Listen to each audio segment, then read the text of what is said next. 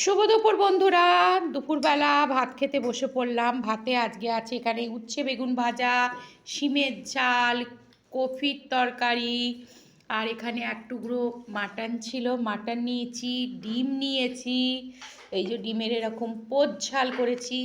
মেয়ে এখানে খেতে বসে গেছে, আর এদিকে আর এক মেয়ে খেতে বসেছে, আর আর মাও ওখানে খাচ্ছে। মায়ের আজকে শুক্রবার, মা ওই জন্য একটু দূরে আলাদা করে বসেছে, আর আমরা এদিকে খেতে বসে গেছি।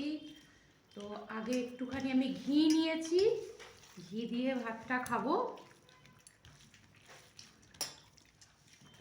একটা কাঁচা লঙ্কা হলে ভালো, তো আমি টেবিলের ওপরে দুটো কাঁচা লঙ্কা রেখেছিলাম, কাঁচা লঙ্কাগুলো গেল কোথায়? দুটো কাঁচা লঙ্কা রেখেছিলাম, কে তুলে দিয়েছে কাঁচা লঙ্কাগুলো?